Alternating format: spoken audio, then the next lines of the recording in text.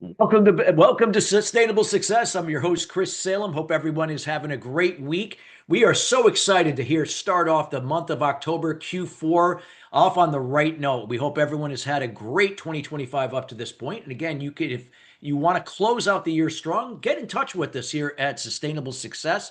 We'd be more than happy to talk to you about where you are in your business, whether if you're a small business, small to mid-sized company, regardless, even on an individual level. We'd be happy to provide some resources and insight and how you could really finish really strong for 2025 heading into 2026. Feel free to reach out to our team here at chris@sustainablesuccess.net. That's chris@sustainablesuccess.net. Well, you found us here. We're at the Lisbon platform. We've been on this platform since January of this year, and you can find us syndicated on Spotify, Apple, and also YouTube, where we are streaming right now this show as we speak. Yes, you can check us out on all those four areas. And in conjunction, we also encourage you to follow us on Facebook at Sustainable Success 2017. There, we've had many of our great guests sharing their words of wisdom and insights to help elevate you and your personal success to the next level. And by doing so, you'll have access to all the great guests that we've had on from prior shows, going even back to over 8 years ago, where you can tap into a wealth of information and content that can help you wherever you are in your business get to the next level. Again, if you have any information that you would like to share in terms of content that we have not covered on this show, which I'm sure we've covered a lot, you feel free to reach out to us again, also at chris@sustainablesuccess.net. We'll be able to look at that and see how we can align that with the next subject matter expert that can share insights to help you, because we are committed to you and your success. Today's show is being brought to you today by Alumni Direct. Alumni Direct is a new social media community platform dedicated to bringing alumni together from all different generational types and an opportunity to meet new people for the first time. Now, this is a membership program, taking out all the noise out of social media. You get to generate genuine and authentic relationships with the people you choose to interact with. If you'd like some more information about Alumni Direct, check them out at alumnidirect.com. That's alumnidirect.com. Well, we got a wonderful show for you here today. Matter of fact, we had a lot of great interaction around this topic that we're going to talk about today here on LinkedIn. So for those that are active on LinkedIn, you probably saw that post. And we're going to be talking about how to use the 80-20 rule in your business to gain time freedom. Now, how many of us would like more time freedom? Well, I know I would, and I'm sure you would too, especially if you're a business owner where your time and your freedom are highly valuable. And if you're going to grow in your business, that is an area you have to look at, especially with the 80-20 rule. And in this episode, you're going to discover how identifying 20% of the actions, clients, and strategies that produce 80% of the results can help break you free from overwhelm, distractions, align your energy with the right impact activities, improve your numbers and metrics, whatever that might mean to you and your business, and most important, how you can reclaim your time freedom while accelerating growth. Well, we're going to be joined today by our subject matter expert, Michael J. Barbarita Jr. He is an accomplished entrepreneur, award-winning public speaker, and co-author with over 40 years of success across retail, manufacturing, and service industries. Michael has scaled businesses like Ski Town USA from 2.5 million to 8 million in less than 5 years, and now leads Next Step CFO, fractional CFO, helping business owners gain freedom and profits through strategies their competition isn't using. And without further ado, we welcome Michael Barbarita to the show. Michael, how you doing today? Fantastic, Chris. Thanks for having me. How you doing? We're doing great. I mean, and I Excellent. know you and I are almost neighbors, neighboring states here. And I'm so glad to have you here. And this topic is so important for not only business owners, but it could be CEO, C-suite, anybody that's leading a high profile business unit in any type of organization. This is so important. If you can, before we start getting into the topic itself, we always like to start with the backstory to this particular area around this topic. And, maybe sharing some of your experience in and around the 80-20 rule and now that how that helped you with time freedom to kind of really set the foundation from what you're going to share with us today and enlightening business owners and C-suite alike.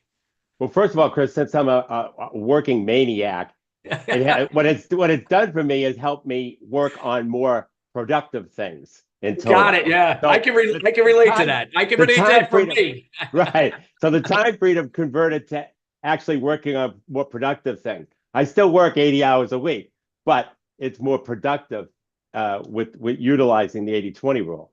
So so what I just first of all, my backstory is as you mentioned, I have owned retail, manufacturing, and service companies all of my life. The retail store that you mentioned, chain actually called Ski Town USA, was a five store chain in the Boston area. We grew the company from 2.5 million to 8 million, and we used a number of strategies that our competition wasn't doing. Um, and then the same thing when after I sold that business, I started a company called Cookies to Scoop Frozen Cookie Dough, where I bought some cookie dough recipes from a husband and wife team and grew that company and sold it. And once again, I grew that company utilizing strategies that my competition wasn't doing. Okay. And then thirdly, I had a failure. I started an outpatient rehabilitation facility called Freedom Therapy Center, and I did exactly what my competition was doing, and totally fell on my face as a result of that. And Sometimes we got to so, learn from our. I've done that before, where I've right, had a business where I learned, and that's always our best teacher a lot of times. it is. The problem Yeah. is I must have taken stupid pills when I was at Freedom Therapy Center because I always implemented business and financial strategies that my competition wasn't doing. Yeah. In my first two businesses, I got to my third business and I just went back to what everybody else was doing, and I got croaked. So it's a weird way to learn. It's kind of backwards, a little in reverse. Hey, I love the transparency because that's what we're all about here at Sustainable Success here. So when I was doing research for my book, Powerful Business Strategies, and by the way, I've always been uh, concerned about how hard business owners work, and how many hours they put in and the effort and how they struggle, small business owners specifically. And because I'm a small business owner at heart, all my businesses were small businesses. And so as I was doing research for my book, I fell across the 80/20 rule, which is not totally unusual when you're doing research to come across that.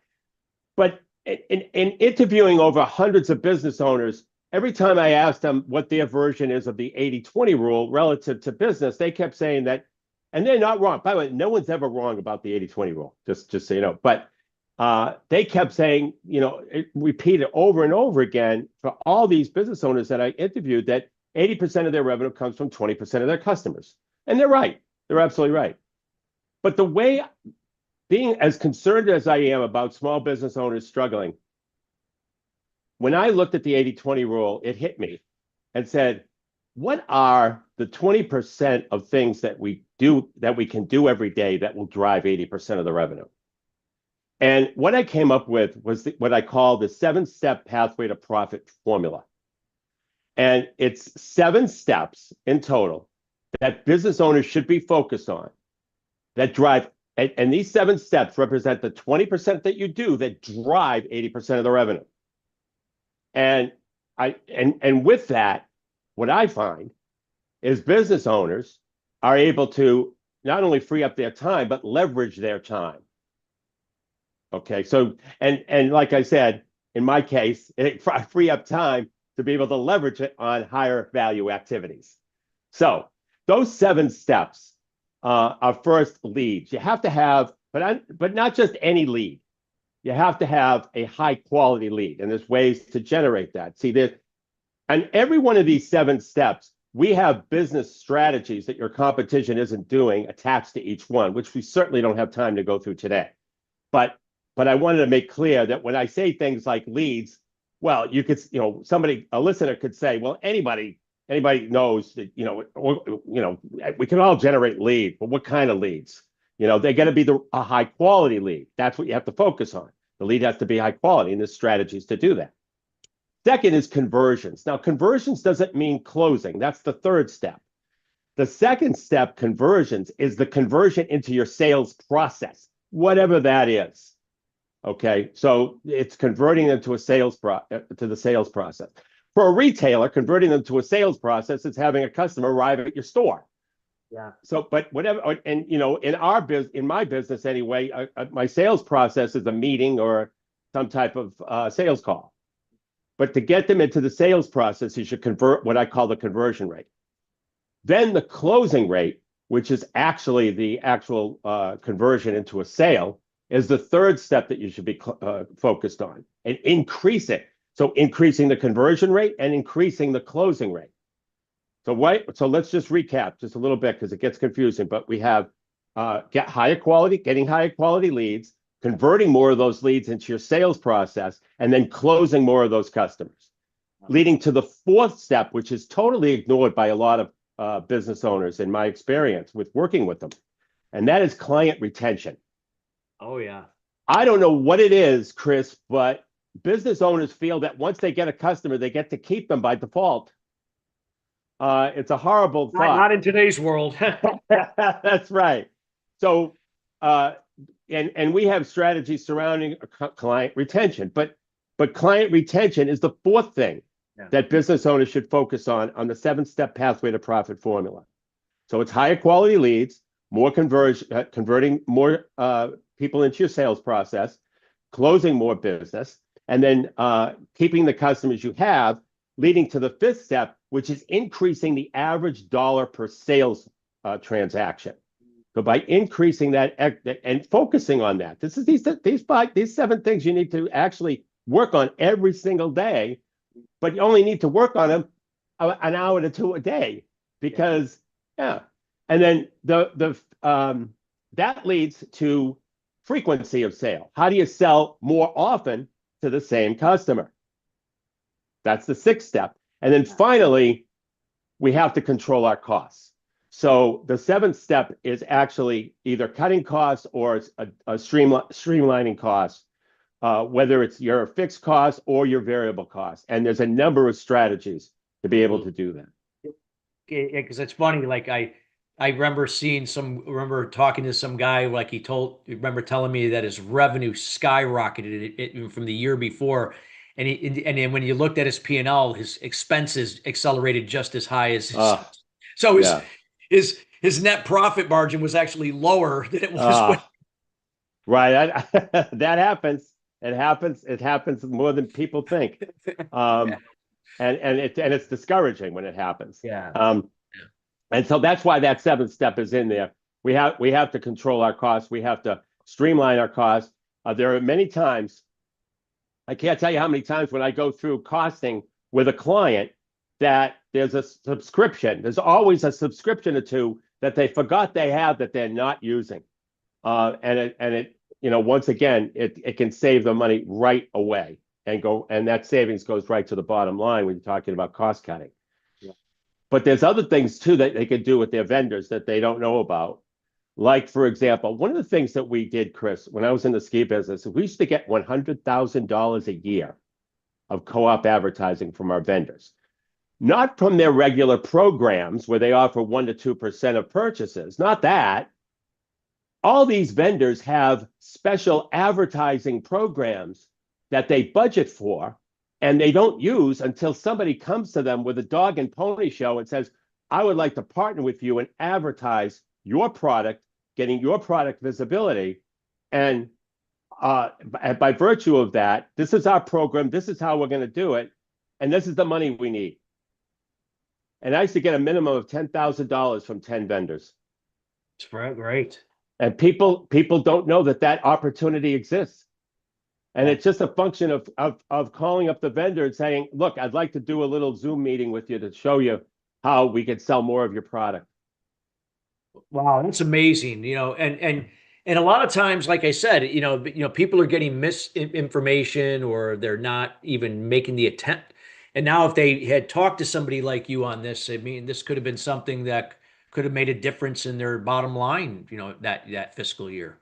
Right. And so I'd like to talk about some of the strategies that we utilize in the 7-step pathway to profit formula to help clients, to help business owners get more leads, more conversions, more closing, higher closing rate, client retention, frequency of sale, adding more dollars to average dollar per transaction, frequency, increasing that, and cutting costs. So one of the strategies we use. So when we were doing research for my book, when I was doing research for my book, I had to go back to 1931, believe it or not. I mean, I'm old, but not that old, but that is a long time ago. Yeah, I mean, I And don't know. Yeah, some people might not even be alive at. I mean, I they know. would. That's right. And what I found is that I found a passage where the key to successful marketing is getting into the mind of your prospect. Well, how do you do that? My God, we're not mind readers. And so, but it went on to say that it focuses around two specific emotions. One is the problem the customer has and doesn't want, and the second is the solution they want they can't find. If you can get those two components, if you could communicate those two components to a customer, you can get into their mind. And the way we do it is through what we call the conversion formula. And the conversion formula is a 4-step formula that converts prospects into sales or prospects to the next step of your sales process. Yes. And it has 4 components, 4 steps. It has to be done in the right order, otherwise it doesn't work. But our 4-step formula, conversion formula, is number one, captivate. That's a headline. That's the problem the customer has and doesn't want. It's the first thing that the customer should see or that you say when they come in contact with your brand. That's the problem. The problem With they all the have. noise out there, that's got to identify quickly, I would imagine. It does. And the important part of that, Chris, is that it's an industry problem. So you're solving a problem that people are familiar with because it's an industry Industry. well-known problem. Contractors who don't show up on time, that's an industry problem. How are you going to solve that industry problem? Right? So that's the headline. And the subheadline is what we call captivate. That's the solution they want, they can't find. So it's problem, solution. The first thing they should see is the headline, or the first thing out of your mouth is the problem, the subheadline, the solution.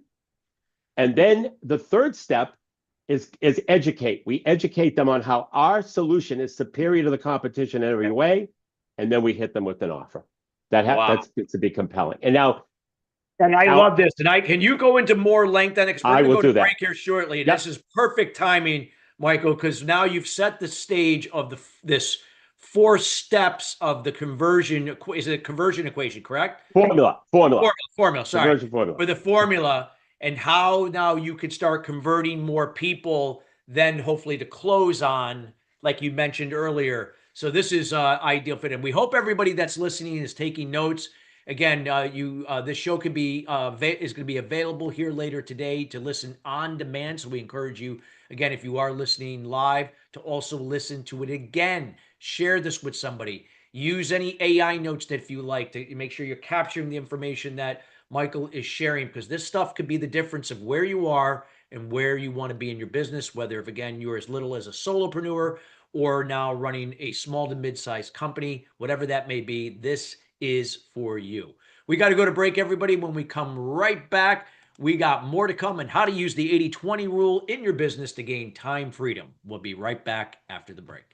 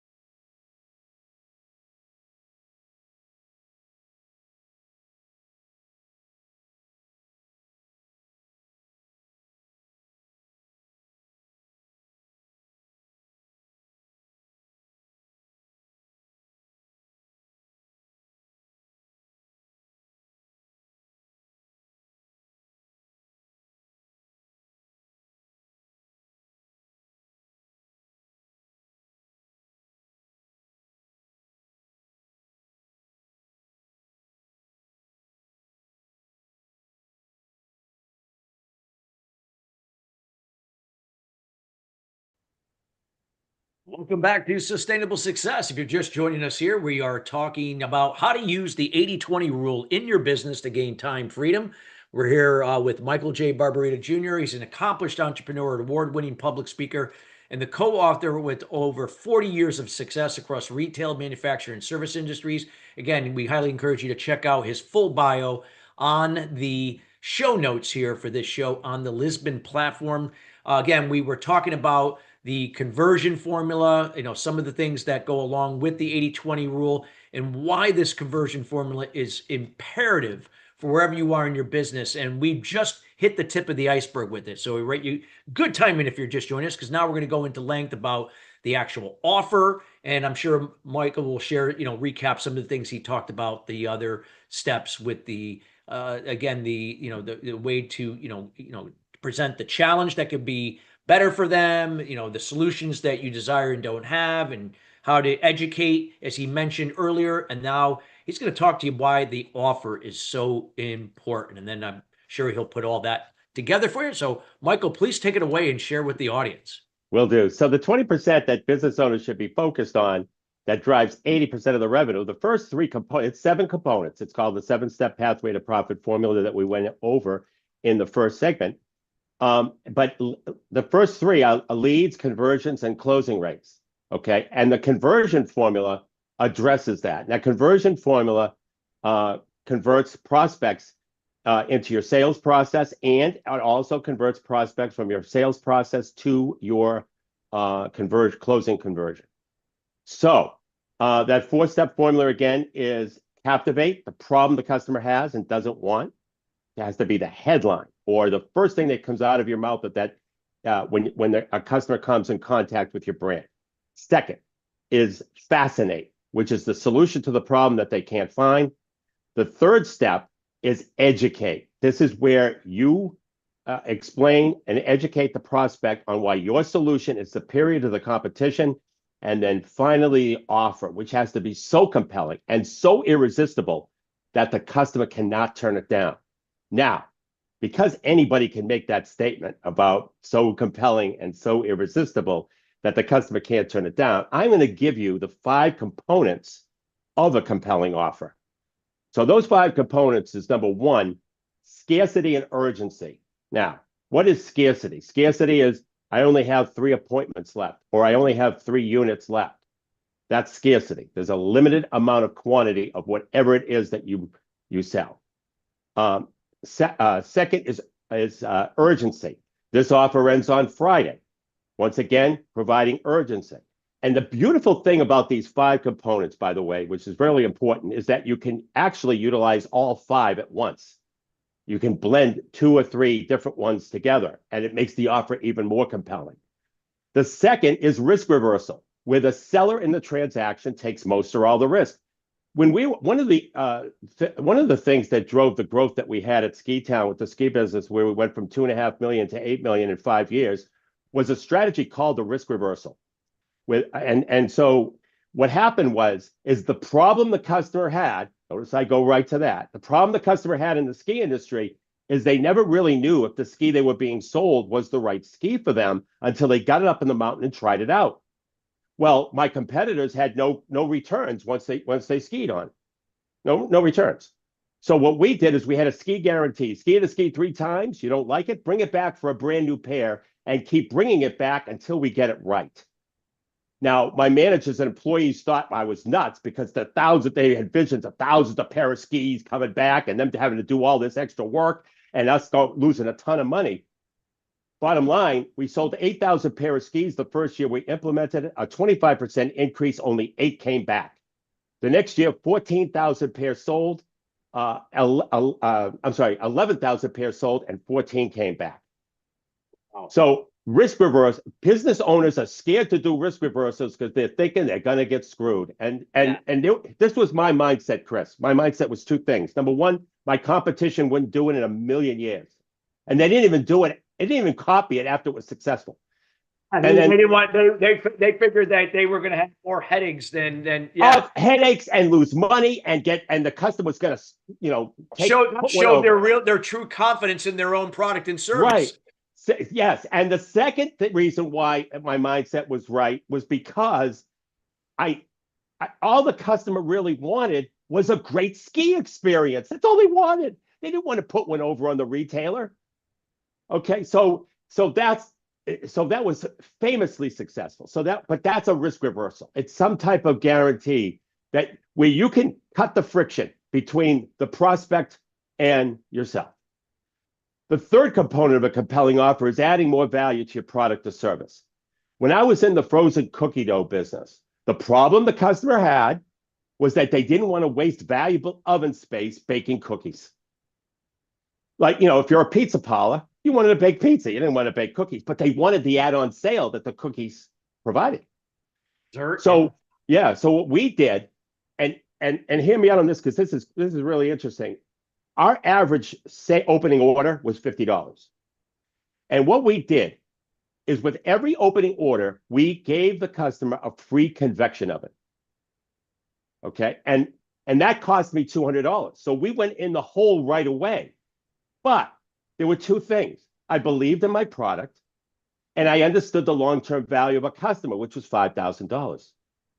So I'm sure there's every one of your listeners would make an exchange of $50, losing 200 up front, but then getting 5,000.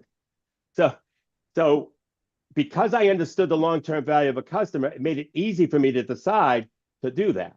And it worked famously. It opened a lot of doors. But I added more value to my cookie dough product, Chris, by adding that convection oven. Yeah, no, absolutely. Like I said, and hey, if it, increased your revenue, it didn't, well, I mean, the only cost that it incurred was obviously the $200 Up front. per Yep. oven.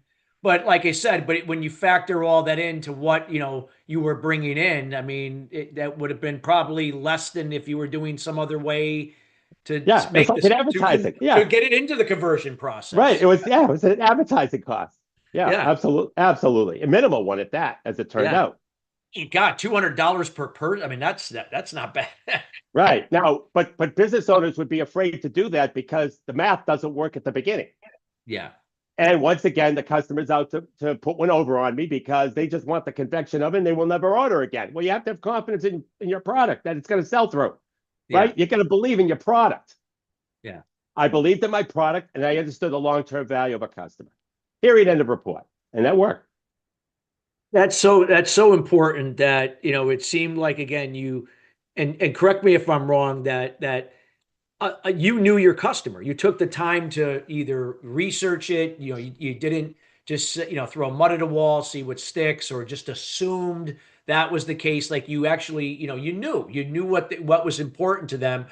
What were some of the results they were looking to do, to obtain that they didn't have, and that convection oven was just like just enough to kind of say, well, I'm going to go for it, and if it works, great. At the very least, I got an oven from it. If it doesn't, and sure enough, they Right. got the oven, but they got a really good cookie, And and add-on yeah, sales as a result yes, and more profit. Absolutely. exactly, Absolutely. exactly. And my competitors started to do that as well. But their convection ovens could only bake cookies, where my convection ovens could bake anything. So it was more universal, and I took more risk as a result of that. But it was, to me, it paid off. So adding more value to your product. The fourth is packaging and bundling products and services together. When I was in the ski business, everybody and his brother packaged skis, bindings, and poles. But what we did, Chris, that was totally different, is we went to the clothing department, took the most popular ski graphics, and matched up in the clothing department with a matching parka, pant, sweater, and hat, packaged them together, and sold them as one unit.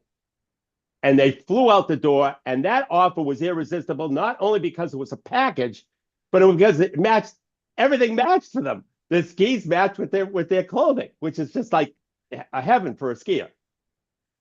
So that was the other. So packaging and bundling is the fourth component of a compelling offer. The fifth component of a compelling offer is indifference to the outcome. We are too connected to the outcome, and the customer can pick it up. And when they do, they know that we're out for ourselves and not for them.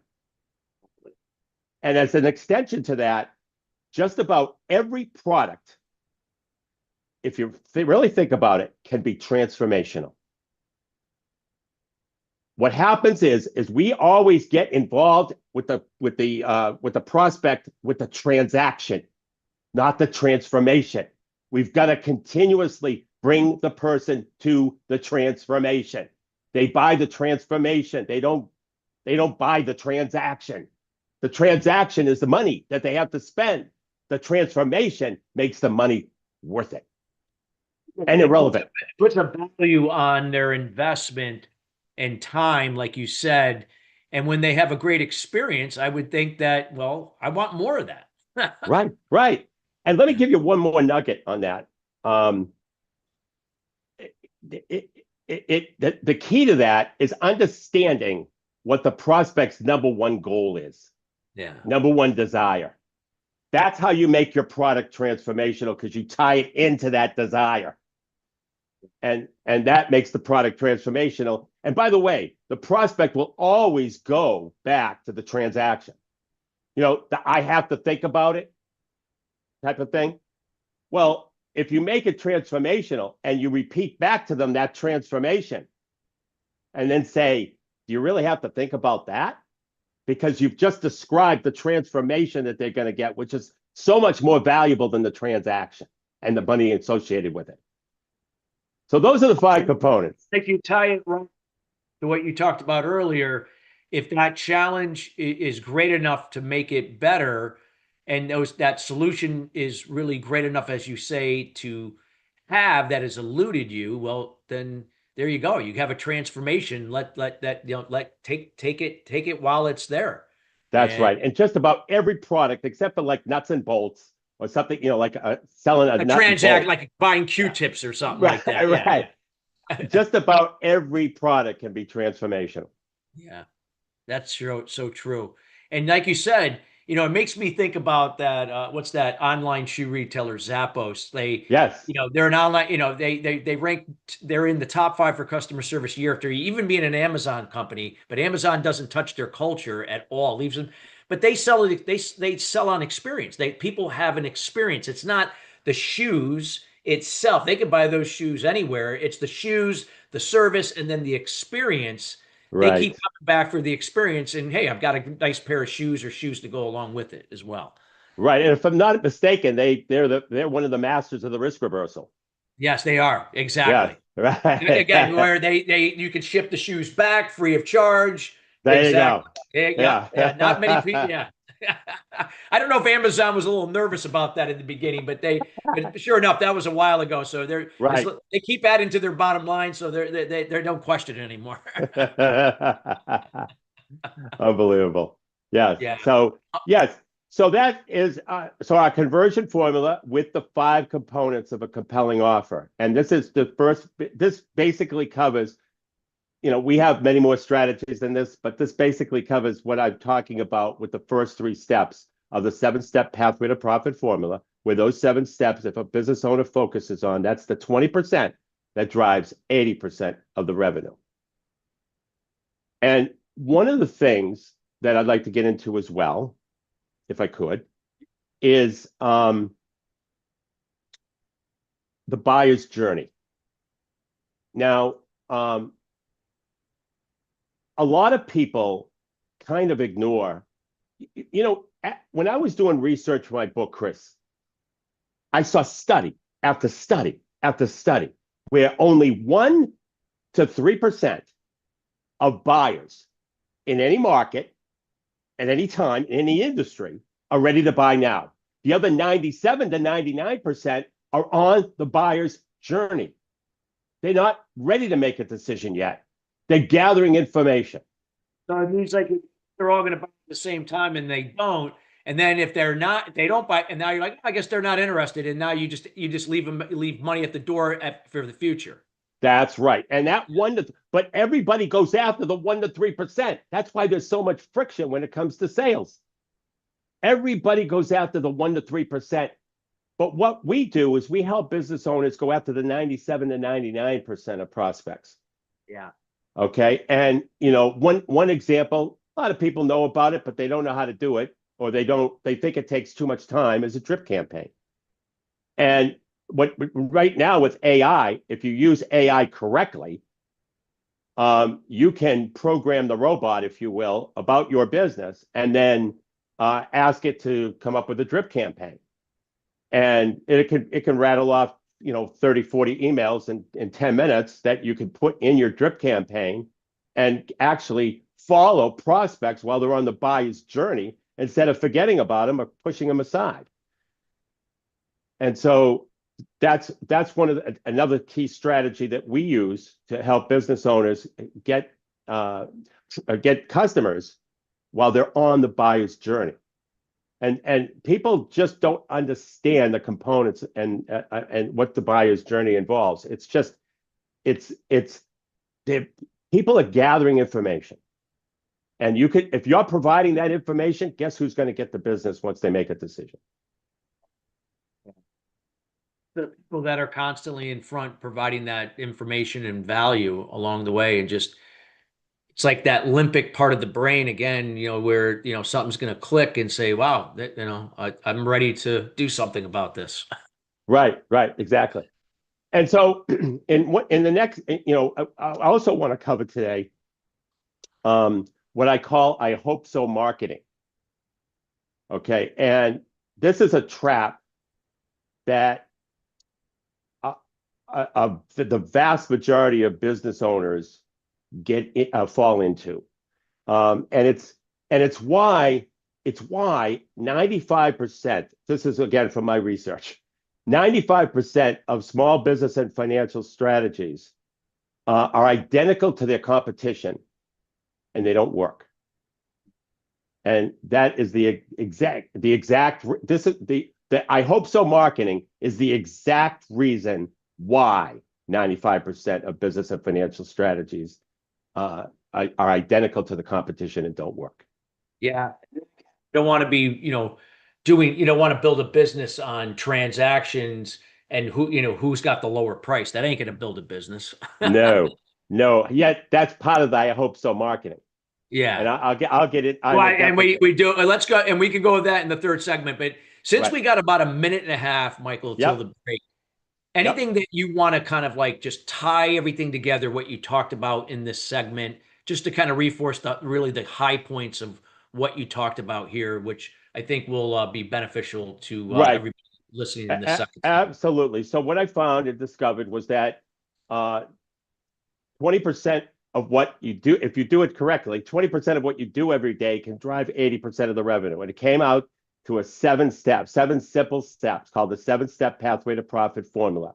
And it's a business owner focuses on leads, conversions, closing rates, client retention, average dollar per sale, frequency of sale per customer, and their costs. That will drive 80% of their revenue. And it's only 20% of what they do every day. They'll be able to leverage their time on more higher value activities. Wow. Powerful. Powerful stuff. And I'm looking forward to you going to the I hope so. Is that what I said it right? I hope I hope so. so. I hope so marketing. There you go. I hope so, Mark. All right. Just want to make sure I heard it correctly. So we got Right. everybody, we got more to come here with Michael. When we're talking about this really important title here, how to use 80-20 rule in your business to gain time and freedom. Hope you're getting a lot of value out of today's share. I know I am. And again, we highly encourage to share this show with other people, your peers, or any other business leader that can get value from this.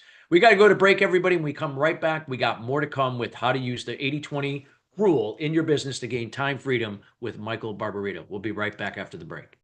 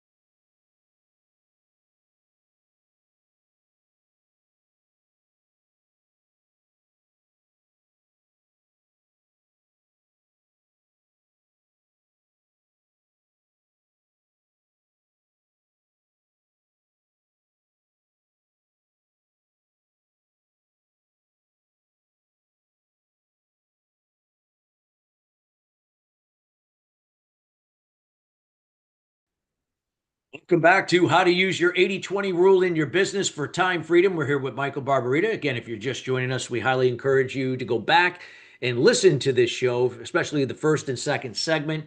Just a wealth of information shared, especially if you are a business owner, a business leader, or one aspiring to start a business. This is the show for you, especially if you're looking to start off in the right foot, to grow a business, how to really, engage knowing your audience and engaging your audience in a way that's going to get them to convert and then close, working with you. So our show today, again, is being brought to you today by Alumni Direct. Again, a social media community platform dedicated to bringing alumni together from all different generational types.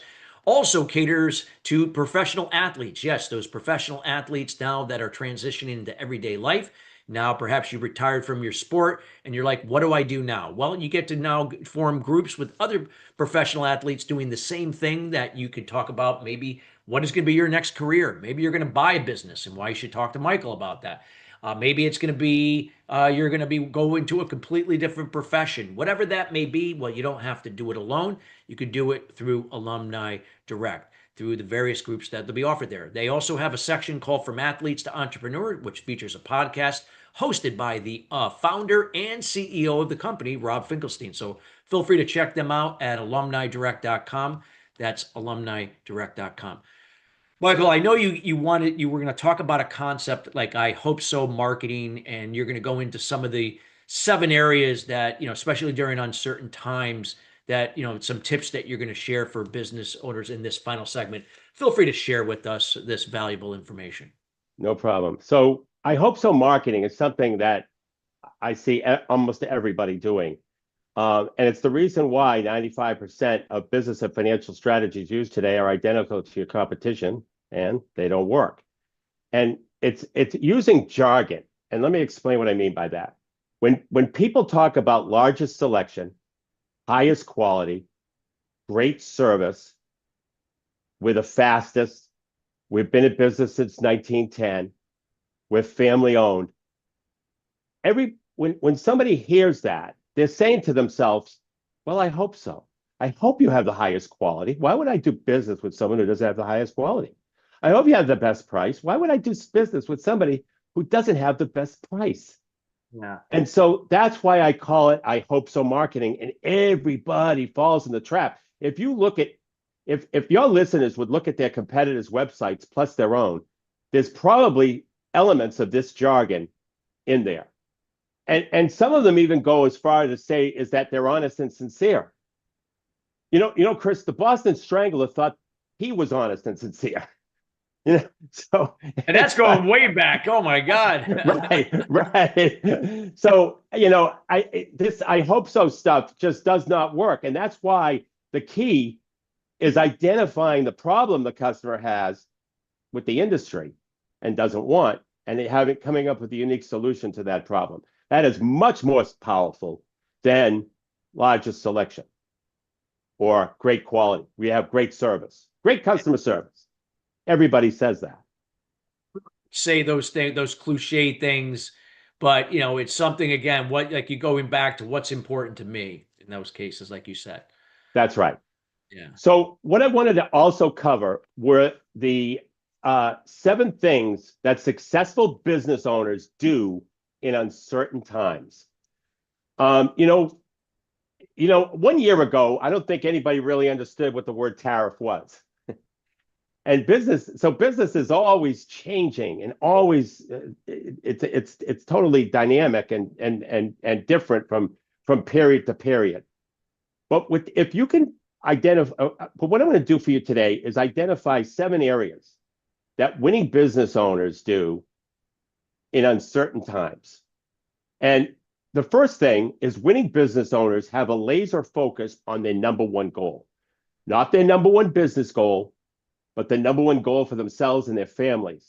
And this is not only their why, but this is their motivation to adapt and be flexible to change. Great entrepreneurs are always, the ability, the second, which is my second component, my second action for business successful, what successful business owners do in uncertain times is they have to have the ability to adapt and be flexible to change. And it's the same reason why you should focus on your number one personal goal, because that gives you motivation to adapt and to be flexible to change versus staying stagnant. That's a very bad thing to do as you go through your business journey, and because most of your business journey is full of uncertainty. But great CEOs always start by understanding their personal goals first. What's really important to you and your family. And so the third component, so it's the ability to adapt, defining your number one personal goal, and then the third element is what are your business goals? And people always start with revenue goals. I don't. Revenue goals without net profit goals are useless. You want more take-home pay? You need more profit. You want to hire a manager? You need more profit. Want to pay down debt? Well, you need more profit. So it's profit goals first, then revenue goals. Next, winning business owners in uncertain times have a visionary mindset. It's so easy to get sucked in to the doom and gloom of uncertain times. It's so easy to go into like scarcity and negativity mode. The world is changing, but the world isn't ending. We need to adapt, not shut down. And That's a key word you mentioned, adapt. right. And you have to, and to be visionary, Chris, you have to think about your decisions 5 years, the impact of your decisions 5 years from now. You have to make decisions that will serve you in the long run. Because what happens is that in certain times we make decisions for the next, week or two, or 3 weeks, or even a month, or even 2 months. But we really have to understand the impact of that decision over a 5-year period. And that's where the visionary comes in. And then, the fourth thing is, I've interviewed all these business owners for my book. And I used to ask them 3 simple questions. What are your sales? What's your gross profit percent? And what's your net profit percent? And incredibly enough, 80% of the business owners that I interview don't know one or more of those 3 numbers. They don't know. And in uncertain, winning business owners make the right decisions in uncertain times because they make decisions based on the numbers. And what I'd like to do, Chris, is give you 5 numbers, 5, that I call the vital 5, that business owners should know off the top of their heads. Okay. And if they know these 5 numbers, they can make better business decisions 75% of the time without understanding the story the financial statements are telling them. Okay. They still need to understand the story the financial statements are telling them, which is the next step. But if they at least have 5 numbers, because remember, 80% of the people didn't know their sales, their gross profit percent, or their net profit percent. So here they are. So it's sales. They should know what their sales are. And by the way, not everybody did when I interviewed these business owners. They should know what their gross profit percent is. They should know their net profit percent, and their current cash balance. They know those 5 numbers. They will be able to make better business decisions, and versus not knowing anything about the numbers, which is what business owners hate, the numbers and the data. And so without knowing those numbers, by knowing these 5 numbers, just 5, I'm pleading. You could see me pleading. Yeah, they will make better business decisions without knowing their numbers. And then the next thing that winning business owners do in uncertain times is they understand the story that their financial statements are telling them. And that's where they need to get help. That's where they need to get that help, that higher level help, not just bookkeeping help, because bookkeepers are just managing the transactions. You need that higher level financial help to understand the story that the financial statements are telling you. That's really important what you said, like somebody that can, read in between the lines or, articulate the numbers in a story that you're not using jargon with somebody that doesn't understand the jargon. Exactly. That's right. And then, then successful business owners also uh, understand how to cut their costs. Now, I have four little rules that I have on how to know when to cut the cost. Okay, so you cut the expense if the expense doesn't help you acquire a customer, if the expense doesn't help you retain a customer, if the expense doesn't increase the long-term value of a customer, and if the expense doesn't help deliver your product or service to a customer. Those are the rules. If you apply those four rules to your business, you will be at cost efficiency. And then winning business owners in uncertain times also implement the right business strategy. Because as I said earlier today, that 95% of business and financial strategies used today are identical to your competitors, and they don't work. By implementing the right business strategies, like the conversion formula, like understanding how to navigate the buyer's journey, like understanding the 5 components of a compelling offer. Those are just a few of many examples how you can implement the right business strategy. So winning business owners in uncertain times, implement the right business strategy. And then finally, the 3 A's. You need to increase your investments in uncertain times. Your investments, not your expenses, your investments. And you need to invest in the 3 A's: assets that produce revenue, amazing people to help you scale, and automation to leverage time.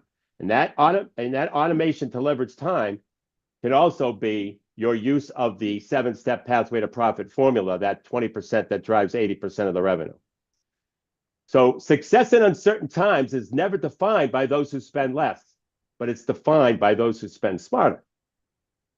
So those are what we believe to be the 7 actions that business owners need to take in uncertain times.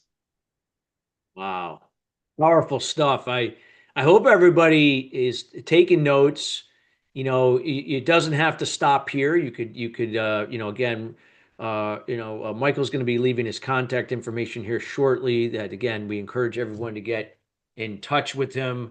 Also, I'm sure he'll give information about the book if that's something you want to look at before actually talking. Whatever that process for you, he understands the buyer's journey, obviously. So he's going to probably, share a lot. He shared a lot of value here. I mean, a lot of value.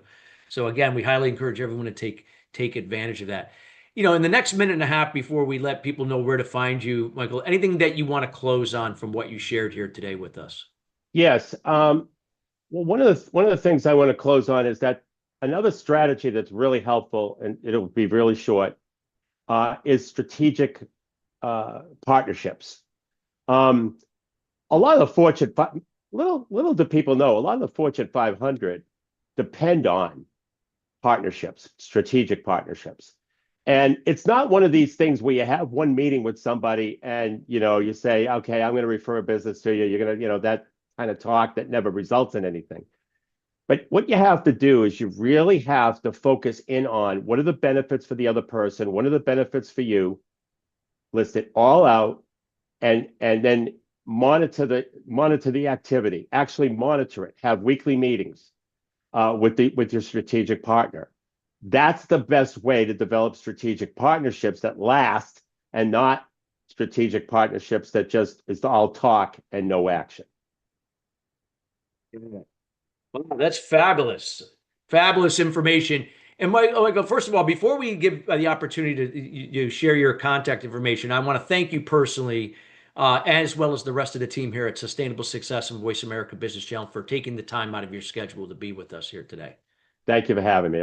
I have fun with these. I Uh, always have fun. I'm having extra fun today. I don't know why, but I am. oh, I'm glad you are, because you've graced us with a lot of great information. How can the audience get to know you better in terms of reaching out to you? What are you up to, and anything you'd like to share with them? Yeah, so I like to do book interviews. So what's a book interview? Business is always changing, as I've mentioned many times today. And so what I love to do is I love to interview business owners and update my book, because business is always changing. And so the way and what I love about the book interview, it's 60 minutes on Zoom. I share strategies from my book, and then I ask the book interviewee if the strategy were to be implemented in their industry, what would the impact be? And then I document it for the book. And in exchange, they get to learn strategies that their competition isn't doing. And in order to do that, just go to my website, nextstepcfo.net, hit the contact button on the top of the website, or go to nextstepcfo.net/contact, fill out the contact form, and in the message section of the contact form, put book interview, and I will send you a calendar link to schedule it. And that's it. It's as simple as that. Our book, by the way, our book, Powerful Business Strategies, is a free download. It's our contribution to the business world and small business world. Yeah. And so they could go to the website and get the book. So we'll make sure all of that is in the show notes for people to take advantage of, and we encourage everyone to do that. So again, Michael, thank you so much for being here with us today. We appreciate you. It was great being here. Thank you so much. Thank you. And listeners, we want to thank you each and every week joining us here at Sustainable Success. We are committed to each and every week in bringing in subject matter experts like Michael Lynn to share their words of wisdom and insights and personal experience to help elevate you and your business to the next level. Again, we highly encourage you to reach out to Michael directly from the show notes, all the contact information, download the free book. Again, be part of the interview process that he talked about, get some more insights that can help you in your business. And again, take it from there. Till then, everybody, we want to wish you a great rest of your week in the first week of October, and we'll see you next week at the same time, and take care.